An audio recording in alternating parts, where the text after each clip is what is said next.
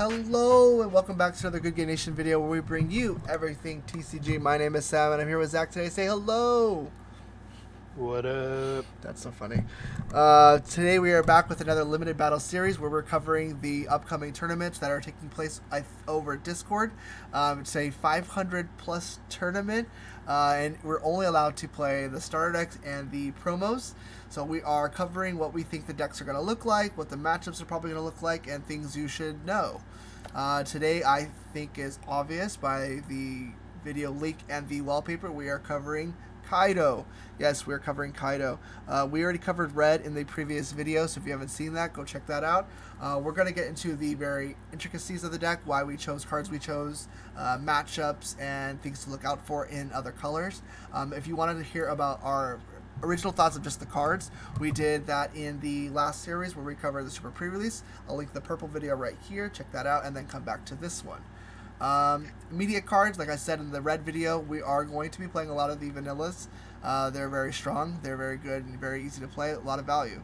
The sheephead is going to help cover a lot of the early aggression coming out of purple and green, red and green very specifically. Yeah, the big deal with purple's B-diff. It's best deck in the game, in my opinion. Onigashima is too good, man. Yeah, we didn't talk about it a lot that where we thought red would land, but I think red is probably the second or third best deck. It's probably right in the middle there. But I think red is probably the more consistent though. But purple though, when it pops off, it definitely can pop off. Cards that we think that are good that we're not here, none. Yeah, none. You can dabble with the 7-drop Kaido if you want, but you shouldn't be needing it. So it's not like a necessity. So I think this is just fine. The counts are probably what you could play for, but I think out of all the lists, these are the ones that the cards we selected. I'm the most confident in. He said you're right. You could definitely play the promo Kaido. The only problem with the promo Kaido, it doesn't take a card out of the play like this Kaido and this King does, and that for tempo purposes is so invaluable. So yeah, the counter we could play with, you could definitely play less sheepheads, play a couple more drakes, but we definitely think these are the counts, or these are the cards, so that's probably the last part to play with. Yeah, purple's definitely my favorite as well. If you land the Jack or Onigashima and hit King on turn 3, most decks just lose. It's very hard to come back with. Blue is the only one that has a decent answer to this, but it's gonna come a turn late, and blue has unfortunate matchups, I think, with green and red. So I think it's just gonna be a difficult time if you roll. So it's how we roll, how we get there. So we need to play defensive. We can't let your opponent maintain any kind of board pressure until you can draw your pieces. Sheephead helps with this. Who's Who helps with this.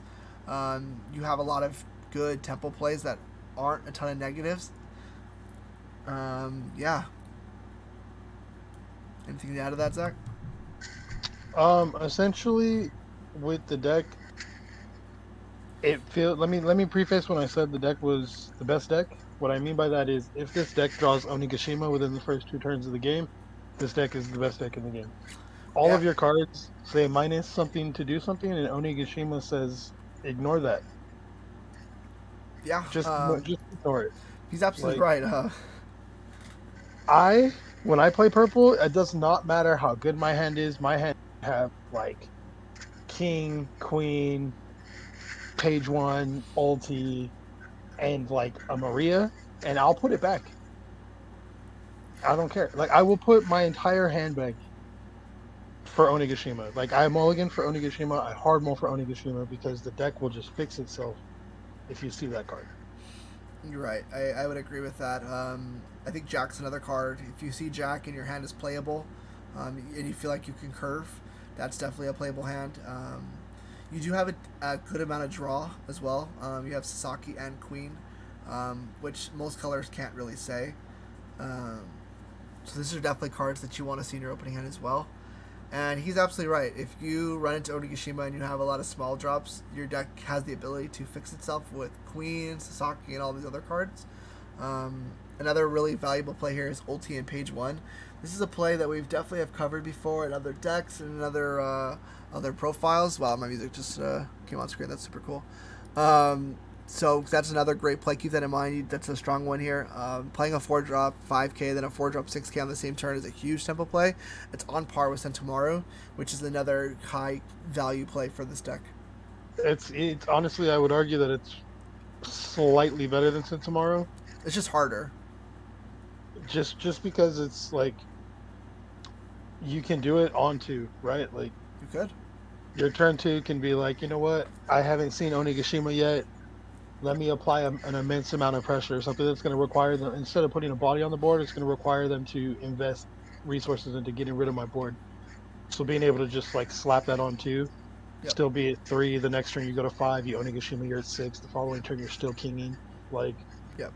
it, it's very strong. Sentomaru pulling from deck is where the power lies with that, and Right. the fact that pulling from deck is insane. Knowledge It's yeah. deck is Yeah, it's inherently insane. So for when we think about matchups specifically, I would argue that purple has positive matchups in all of it. The only problem with purple that you're going to run into is it is a combo centric deck, and you're going to need 1 to 2 of your pieces to really pop off. And if you don't have it, your match and your time is not going to be fun. yeah. So if you don't have an answer to, like, for example, if you don't have an answer to red saying Nami, Sanji, Luffy, like if you don't have an answer to any of that, you probably just lose. Um, if you don't have an answer to Sentomaru on the first turn or the second turn, uh, essentially if Sentomaru resolves twice, you're in a really bad spot. That goes for all colors, by the way. If Sentimara goes off twice, you're in bad shape. Yeah, every color, every color.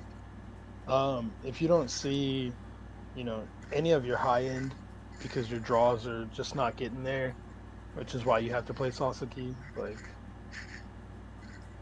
the deck is, your matchups are, again, like Sam said, they're favored across the board. The mirror match is probably going to be Coin your flip. most difficult matchup, I would say, because it is a coin flip that could also be won through uh, skill. Like, I think patience is really important in that matchup too. Your Kaido has the potential of killing a king, and if you can land that, that's a crazy tempo play. So I think patience is important for that mirror match. knowing what you can and can't survive out of, like, it's okay to waste your hand. Yeah. Um, you just have to, again, you have to play properly. Mm-hmm. No, I could definitely see 2 Kaido leader effects happening in the like getting it multiple times. I can see it happening in that mirror match. So play the mirror match slow. Make sure your cards are being played at your full effectiveness, and make sure Kaido's hitting large drops with his effect. King targets are whatever you can hit.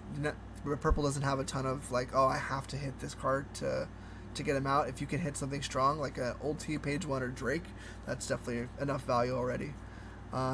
Red, you have, like I said, he said, a positive matchup. Red has to curve perfectly, and you have to draw pretty negatively, pretty poorly for red for that to go its way. But who's who absolutely ruins red. Man, you play Nami because the problem is red can't play the game the way the game is supposed to be played.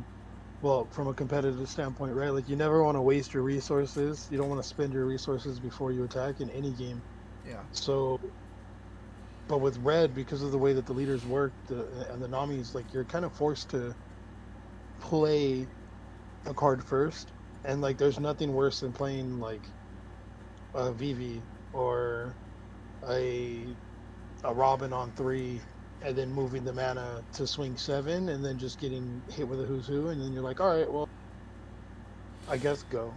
Yeah, and this is a pretty common feeling all across the board. Like, they're gonna play a Sentimaro for blue, and who's gonna kill it. They're gonna play a green. Might not have like a disgusting card, but if you can hit a Bonnie that hasn't activated yet, that's devastating. That's green's only source of draw. So, who's who is definitely very important.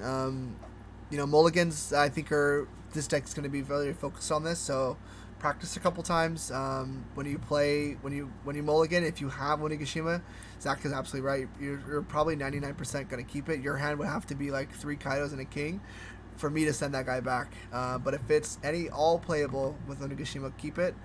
Same thing with Jack. Like I said, if you could curve, Jack's definitely a strong card that can get you a king on your next cycle. So keep that in mind as well. Notice you Yeah. said.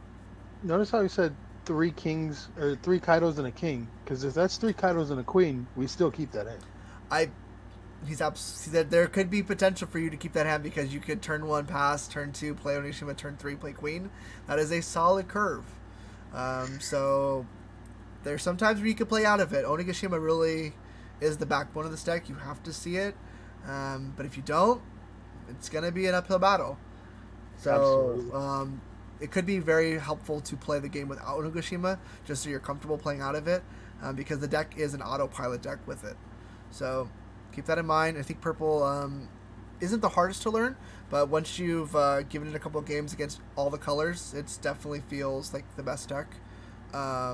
Just getting comfortable playing out of without Onigashima will determine who the best purple player is, I think. Oh, by a lot. That'll do it. Do you have anything else left to say about Kaido Zach? No, that's it. The deck's Deck's That's good. really good. Ramping is not fair, and decks that do unfair things are generically really good. That's a solid take. I don't think anyone would argue that. But that'll do it, guys. Thank you guys so much for watching. If you guys are playing purple, let me know down in the comments. I would be playing purple if I get in. Hopefully, I get into the last one. No, I haven't posted that one yet.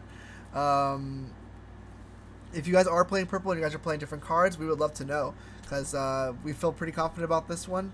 We would love to see what tech if you're playing, especially if you're playing Brachio Bomber. Please tell us. That's one of the cards that we actively hate here. So hopefully, hopefully you guys do well with your purple. Let us know down in the comments, and we'll catch you in the next one. Later, guys. Later.